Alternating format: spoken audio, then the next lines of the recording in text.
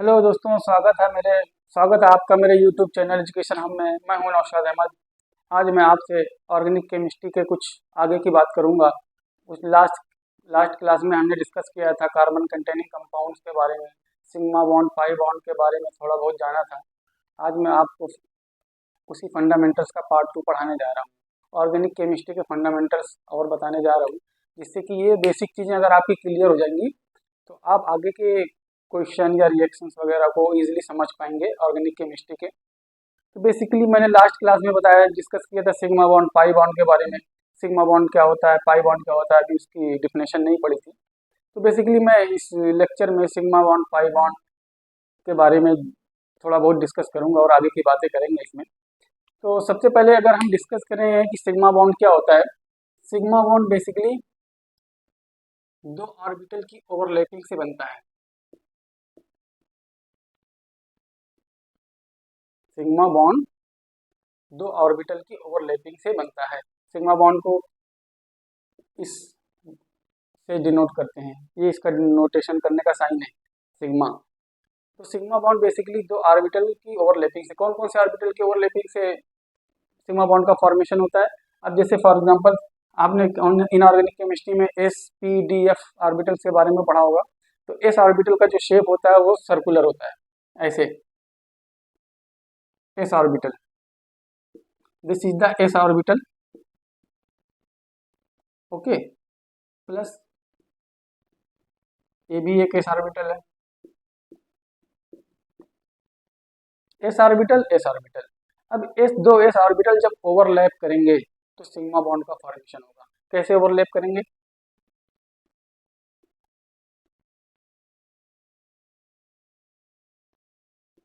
ये देखिए S S overlapping.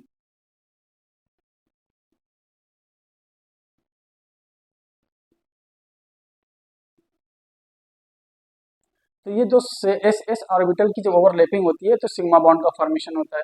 यहाँ पे सिग्मा बॉन्ड का फॉर्मेशन होगा, सिग्मा बॉन्ड। तो व्हाट अबाउट पी ऑर्बिटल, जब एस और पी ऑर्बिटल भी ओवरलैप करती हैं तब भी सिग्मा बॉन्ड का ही फॉर्मेशन होता है। जैसे एस ऑर्बिटल और पी ऑर्बिटल का शेप होता है ऐसे। जब एस और पी ऑर्बिटल ओवरलैप करते हैं, कैसे ओवरलैप करेंगे, ये है एस ऑर्बिटल और ये है पी ऑर्बिटल। अब देखिए एस और पी ऑर्बिटल यहाँ पे ओवरलैप कर रहे हैं, तो ये एस ऑर्बिटल हो गया, ये हो गया पी ऑर्बिटल, यहाँ हो गया एस पी ओवरलैपिंग।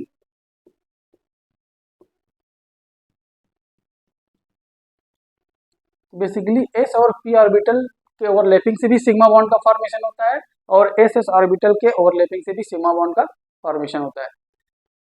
दो पी ऑर्बिटल की ओवरलैपिंग से भी सिग्मा बॉन्ड का फॉर्मेशन होता है, लेकिन पी ऑर्बिटल हॉरिजॉन्टल होना चाहिए। जैसे ये P orbital plus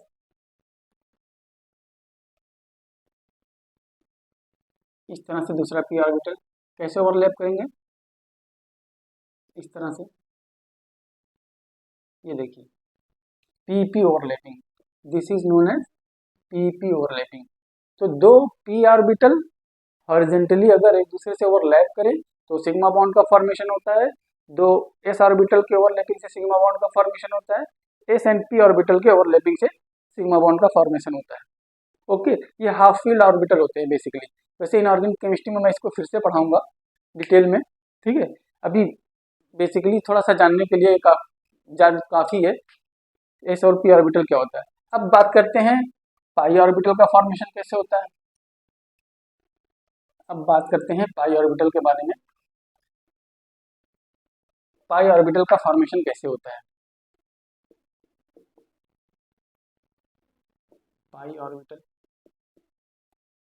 pi orbital को डिनोट इसी से करते हैं पाई से, सॉरी पाई बॉन्ड का फॉर्मेशन कैसे होता है, पाई बॉन्ड।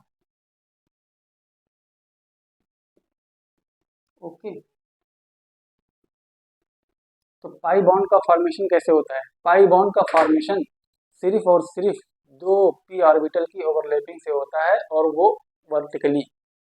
जैसे दो पी ऑर्बिटल वर्टिकल अगर हूँ ऐसे प्लस ऐसे पी ऑर्बिटल पी ऑर्बिटल। अब ये दोनों जब ओवरलैप करेंगे, ये दोनों जब ओवरलैप करेंगे हॉरिजॉन्टली नहीं वर्टिकली, तो बनेगा पाई बॉन्ड कुछ इस तरह से। अब देखिए यहाँ पे ओवरलैपिंग हो रही है, पी पी ओवरलैपिंग। ओके, तो पी पी ऑर्बिटल जब एक दूसरे से वर्टिकली ओवरलैप करते हैं तो पाई बॉन्ड का फॉर्मेशन होता है। सिर्फ इसी केस में पाई बॉन्ड का फॉर्मेशन होता है।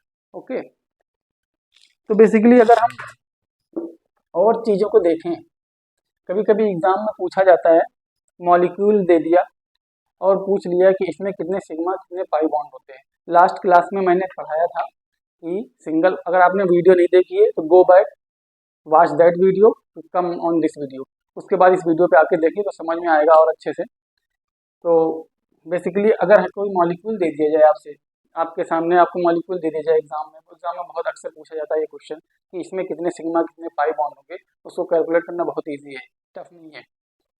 तो लास्ट टाइम मैंने कार्बन कंटेनिंग कंपाउंड की ही बात करेंगे हम, अभी ऑर्गेनिक केमिस्ट्री पढ़ रहे हैं, इनऑर्गेनिक केमिस्ट्री में बाद में बात करेंगे इनऑर्गेनिक केमिस्ट्री की। तो कार्बन कंटेनिंग कंपाउंड जो होते हैं उसमें सिग्मा पाई बॉन्ड कैसे कैलकुलेट करते हैं, इसका बहुत ईजी तरीका है।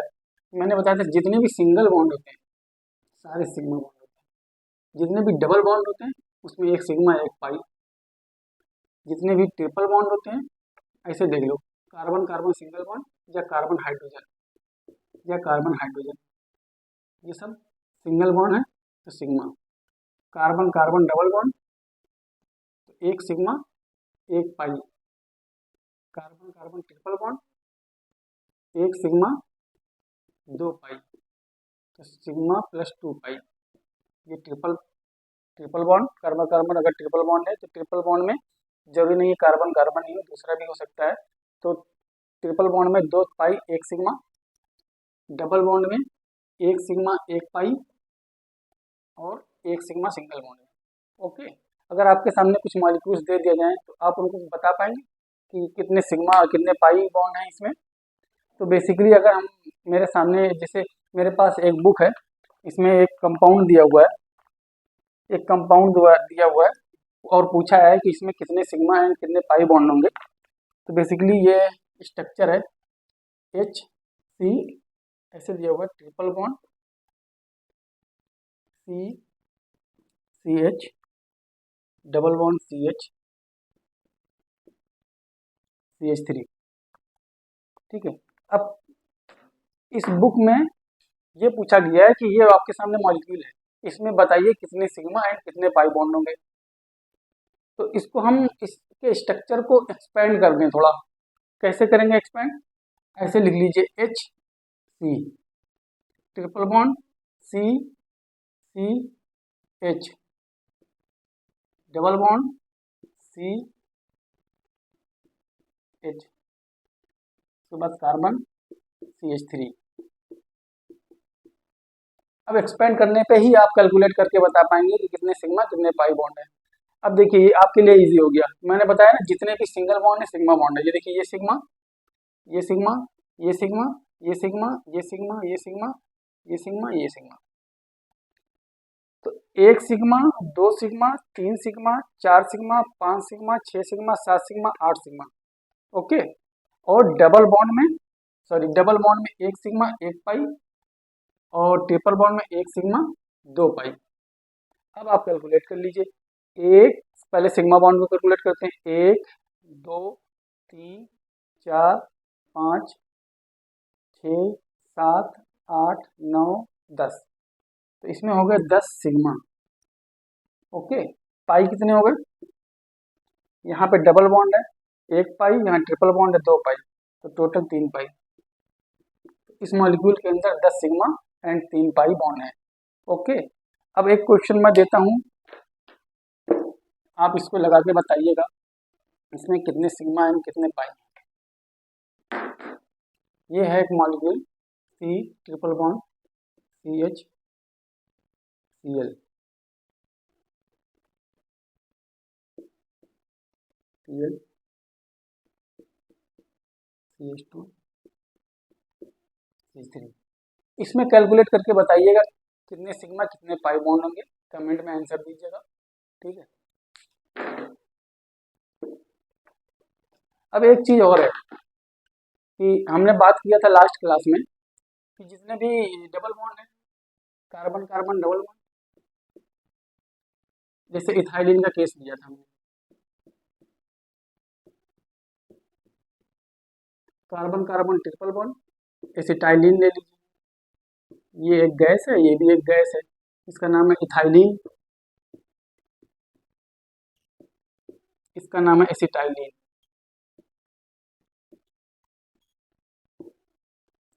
और ये है आपके सामने मीथेन।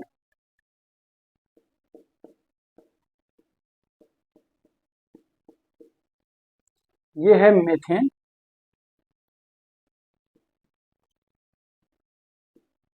ये एल्केन है, ये एल्कीन है, ये एल्काइन है, ये मेथेन है।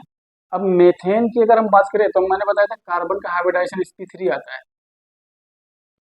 क्योंकि हाइब्रिडाइजेशन में सिग्मा बॉन्ड पार्टिसिपेट करते हैं।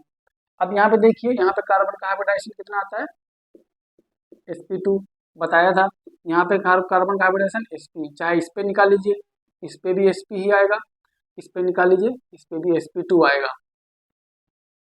ओके, तो अगर मैं आपसे पूछूं एल्केन एल्कीन एल्काइन में सबसे ज्यादा इलेक्ट्रोनेगेटिव कार्बन किस मॉलिक्यूल के अंदर है, तो सबसे ज्यादा इलेक्ट्रोनेगेटिव कार्बन देखने के लिए हमें देखना होगा percentage of s character, S character का परसेंटेज कितना है। अब इसमें sp3 हाइब्रिडाइजेशन है, एस कैरेक्टर 25% है, इसमें sp2 हाइब्रिडाइजेशन है, sp2 एस कैरेक्टर है 33%, इसमें sp हाइब्रिडाइजेशन है, एस कैरेक्टर है कितना 50%, एस कैरेक्टर 50%, इसमें sp3 hybridization s character 25%, sp2 hybridization s character 33%, इसमें hybridization sp s character 50%। Okay, तो percentage of s character, percentage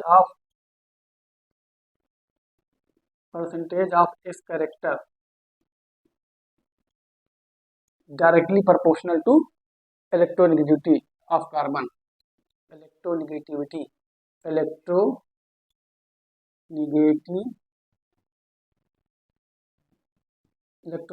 of carbon. तो परसेंटेज ऑफ इस कैरेक्टर कहाँ जाता है, एसिटाइलिन के केस में, इसका मतलब ये कार्बन मोस्ट इलेक्ट्रोनेगेटिव है। ओके, तो इस तरह से हम परसेंटेज ऑफ इस कैरेक्टर के बेस पे इन तीनों में वो बता पाएंगे इलेक्ट्रोनेगेटिविटी किसमें किस कार्बन की ज़्यादा है। कोई दूसरा मॉलिक्यूल दे दिया जाए, अब सारे एक मॉलिक्यूल के अंदर अगर पूछा जाए तो सारे कार्बन पे इस पे हाइब्रिडाइजेशन आप निकाल लीजिए और percentage of s character calculate करिए, फिर जहाँ पे एस कैरेक्टर का परसेंटेज ज़्यादा होगा वो कार्बन मोस्ट इलेक्ट्रोनेगेटिव। एक ही कंपाउंड के अंदर भी ये देखा जा सकता है, एक ही कंपाउंड के अंदर, फॉर एग्जाम्पल